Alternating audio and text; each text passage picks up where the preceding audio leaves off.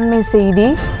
நிலச்சரிவால் கடுமையாக பாதிக்கப்பட்டிருந்த வயநாட்டின் சூரல்மலையில் மீட்பு பணிகள் தீவிரப்படுத்தப்பட்டிருக்கின்றன. அண்மை செய்தியாக பார்த்து வருகிறோம்.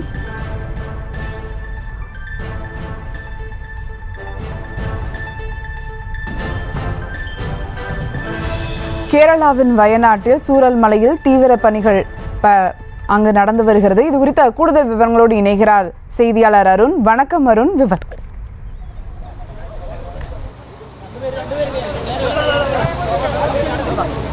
சுபா, வணக்கம். இந்த நிலச்சரிவு ஏற்பட்டிருக்கக்கூடிய இந்த சூரல்மலை பகுதியில் மிகப்பெரிய ஒரு பாதிப்பு ஏற்பட்ட நிலையில் நேற்று நள்ளிரவு வரை சுமார் 131 உடல்களானது மீட்கப்பட்டிருந்தது. தற்போது காலை 6 மணி அளவில் இந்த மீட்பு பணியானது மீண்டும் 2வது நாளாக இன்று துவங்கும் என்று கூறப்பட்டிருந்த நிலையில் காலையில் மழைப்பொழிவு என்பது இந்த பகுதியில் அதிகமாக இருந்த காரணத்தினால் இங்கு மீட்பு பணிகளானது காலையில் துவங்கும் நேரம் என்பது மாற்றியமைக்கப்பட்டு தற்பொழுதுதான் இந்த மீட்பு பணியானது துவங்கியிருக்கிறது. குறிப்பாக நேற்று சுமார் ஒரு 11 மணி வரை இந்த பகுதியில் மீட்பு பணிகளானது நடைபெற்று வந்த நிலையில் இந்த பகுதியில் செல்லக்கூடிய காட்டாற்றின் வேகம் என்பது அதிகரித்து காணப்பட்டது. அதன் காரணமாக மட்டுமல்லாத இந்த பகுதியில் அதிக அளவிலான இருட்டு சூழ்ந்திருந்த காரணத்தினாலும் அதே போன்று பனிமூட்டம் காணப்பட்டிருந்த காரணத்தினாலும் இந்த மீட்பு பணியானது சற்றே நிறுத்தி வைக்கப்பட்டு இன்று அதிகாலையில் துவங்கும் என அறிவிக்கப்பட்டிருந்தது. ஆனால் இன்று அதிகாலை துவங்காமல் தற்போது இந்த பணிகள் துவங்கப்பட்டிருக்கக்கூடிய சூழலில் இதுவரைக்கும் ஒரு உடலானது மீட்கப்பட்டிருக்கிறது.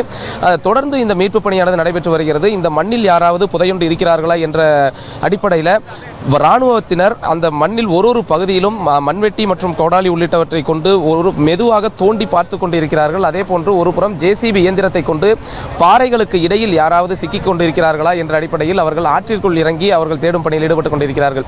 இது ஒரு புறம் இருக்க முண்டக்காய் பகுதியில் ஒரு குழுவானது சென்று பேரிடர் மீட்பு குழுவினர் மற்றும் துணை ராணுவத்தினர், ராணுவ படையினர் என அவர்கள் ஒரு புறம் இந்த மண்ணில் புதைந்திருப்பவர்களை தேடும் பணியில் அவர்கள் ஈடுபட்டுக் கொண்டிருக்கிறார்கள்.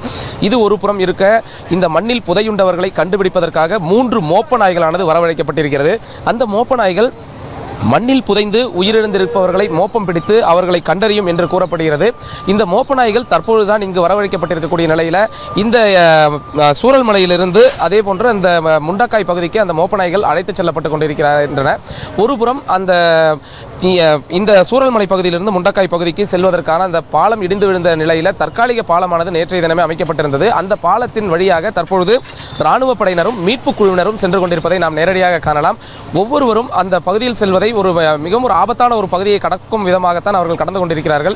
இந்த பகுதியில் சுமார் இன்றைய தினம் மட்டும் அதிக அளவிலான பாதுகாப்பு ஏற்பாடுகளானது செய்யப்பட்டிருக்கிறது. நேற்றைய தினமே அனைத்து மாவட்டங்களிலிருந்தும் தீயணைப்பு வாகனங்கள், காவல்துறையினர் மற்றும் இராணுவத்தினர் என அனைத்து தரப்பினருமே இந்த பகுதியில் மீட்பு மற்றும் பாதுகாப்பு பணியில் ஈடுபட்டிருந்த நிலையில் இன்றைய தினம் அதிக அளவிலானோர் இந்த பாதுகாப்பு பணியில் ஈடுபட்டுக் கொண்டிருக்கிறார்கள். குறிப்பாக மேப்பாடி பகுதியிலேயே அனைத்து வாகனங்களும் தடுத்து நிறுத்தப்பட்டிருக்கின்றன. எந்த ஒரு வாகனமும் மேப்பாடியை கடந்து இந்த சூரல்மலை பகுதிக்கு அனுமதிக்கப்படுவதில்லை. அதே போன்று முக்கியமாக ஊடகவியலாளர்கள் வாகனம், காவல்துறை வாகனங்கள் என்று வந்தாலும் அவர்களும் பாதி வழியிலேயே நிறுத்தி அந்த வாகனங்கள் திருப்பிவிடப்பட்டிருக்கின்றன. முக்கியமாக இந்த பகுதியில் மீட்பு குழுவினர் மட்டும், அதாவது மீட்பு குழுவினர் வரக்கூடிய பேருந்துகள் மட்டும் அனுமதிக்கப்பட்டிருக்கக்கூடிய சூழலில் இந்த பகுதி முழுவதுமாக ஒரு கட்டுப்பாட்டிற்கு கீழே கொண்டு வரப்பட்டிருக்கிறது. இன்றைய தினம் நேற்று இருந்ததை காட்டிலும் இன்றைய தினம் அந்த மீட்பு பணியானது சற்றே சுணக்கம் இருப்பதாக இந்த மீட்பு குழுவினரே கருத்து தெரிவிக்கிறார்கள். அதன் காரணம் என்ன என்று தெரியவில்லை. காலையில் இங்கு ஒரு காலநிலை ஒரு சரியில்லை என்று கூறப்பட்டிருந்த நிலையில் தற்பொழுது காலநிலை மழை விட்டு காணப்படுகிறது. இருந்தாலும் இந்த பணியில் என்பது ஒரு சுணக்கமான ஒரு சூழலில் தான் தற்போது துவங்கி நடைபெற்று வருகிறது. இதுவரை ஒரு உடல் மட்டுமே மீட்கப்பட்டிருக்கக்கூடிய சூழலில் தொடர்ந்து இந்த தேடுதல் பணியானது தொடர்ந்து வருகிறது. அதே போன்று இந்த பகுதியில் வடமாநில தொழிலாளர்கள் ஏராளமானோர் இங்கு வசித்து வந்திருக்கிறார்கள். இந்த வடமாநில தொழிலாளர்கள் சுமார் ஒரு 500க்கும் மேற்பட்டோர் இந்த பகுதியில் வசித்து வந்திருக்கிறார்கள். அதே போன்று பல்வேறு உள்ளூர் மக்களும் ஒரு 500க்கும் மேற்பட்ட குடும்பங்கள் வசித்து வந்த சூழலில் இன்றைய தினம் 200க்கும் மேற்பட்டோரை காணவில்லை என்று இங்கு இருக்கக்கூடிய மேப்பாடி காவல் நிலையத்தில் புகாரானது அந்த உறவினர்கள் சார்பில் அளிக்கப்பட்டிருக்கிறது. அதன் அடிப்படையில் யாரெல்லாம் காணாமல் போனார்கள் என்று அடையாளம் தெரிந்தவர்களை மட்டும் இந்த பகுதியில் தேடும் பணியில் காவல்துறையினர் மற்றும் இந்த தன்னார்வ அமைப்பினர் ஈடுபட்டுக் கொண்டிருக்கிறார்கள். குறிப்பாக இந்த பகுதியில் இருந்து வீடுகளை இழந்தவர்கள், அதே போன்று இந்த இடத்தில் படு காயங்களுடன் மீட்கப்பட்டவர்கள் இந்த மேப்பாடி பகுதியில் முகாம்களில் தங்க வைக்கப்பட்டிருக்கிறார்கள். படுகாயமடைந்தவர்கள் இங்கு இருக்கக்கூடிய அரசு மருத்துவமனையிலும் அதே போன்று இந்த பகுதியில் இருக்கக்கூடிய ஒரு தனியார் மருத்துவக் கல்லூரி மருத்துவமனையிலும் அனுமதிக்கப்பட்டு சிகிச்சையானது அவர்களுக்கு அளிக்கப்பட்டு வருகிறது. அதே வேளையில் இங்கு உயிரிழந்தவர்களின் உடல்கள் உடனுக்குடன் அந்த உடல்களை பிரேத பரிசோதனை செய்து அவர்களது உடல்களை உறவினர்களிடம் ஒப்படைத்து அந்த உடல்கள் அவ்வப்போதே வந்து அந்த பகுதியில் எரியூட்டப்பட்டும் அதே போன்று இஸ்லாமியர்கள் இருந்தால் அவர்கள் முறைப்படி அடக்கம் செய்யப்பட்டும் வருகின்றன.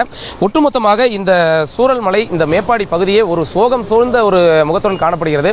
அதே போன்று வடமாநில தொழிலாளர்கள் ஏராளமானோர் இருந்த நிலையில் வடமாநில தொழிலாளர்கள் ஏராளமானோர் 100க்கும் மேற்பட்டவரை காணவில்லை என்று கூறப்படக்கூடிய சூழலில் இங்கு இருந்த வடமாநில தொழிலாளர்கள் அஸ்ஸாம், ஒரிசா, மத்திய பிரதேஷ், பீகார் உள்ளிட்ட மாநிலங்களைச் சேர்ந்த வடமாநில தொழிலாளர்கள் ஏராளமானோர் இங்கிருந்தார்கள். அந்த வடமாநில தொழிலாளர்கள் அனைவரும் தற்பொழுது தங்களது குழந்தைகளுடன் மூட்டை முடிச்சுகள் அனைத்தையும் கட்டிக்கொண்டு தங்களது உடைமைகளுடன் இந்த பகுதியிலிருந்து வெளியேற துவங்கி இருக்கிறார்கள். இதற்கு காரணம் இந்த பகுதியில் ஏற்கனவே கடந்த 2019ஆம் ஆண்டு நடைபெற்ற இதே போன்ற ஒரு நிலச்சரிவு மற்றும் வெள்ளப்பெருக்கில் சுமார் 19 பேர் உயிரிழந்த நிலையில் அந்த சமயத்திலும் 13 பேரின் உடல்கள் தான் மீட்கப்பட்டன. 5 பேரின் உடல்கள் மீட்கப்படாமலே இருந்திருக்கிறது. அதே போன்றுதான் இந்த ஒரு மிகப்பெரிய ஒரு பேராபத்து நடந்திருக்கிறது. இந்த சூழலிலும் இங்கு இருந்த சுமார் ஒரு 132 உடல்கள் தற்போது வரை மீட்கப்பட்டிருக்கின்றன. 100க்கும் மேற்பட்டவரை காணவில்லை என்று கூறப்படுகிறது. இந்த சூழலில் தான் தொடர்ந்து இந்த தேடுதல் பணியானது நடைபெற்று வருகிறது. அகிலா, உங்களுடைய கூடுதல் விவரங்களை நேரலையில் வழங்கியமைக்கு நன்றி அருண். செய்திகளை உடனுக்குடனும் துல்லியமாகவும் தெரிந்து கொள்ள சப்ஸ்கிரைப் பண்ணுங்க.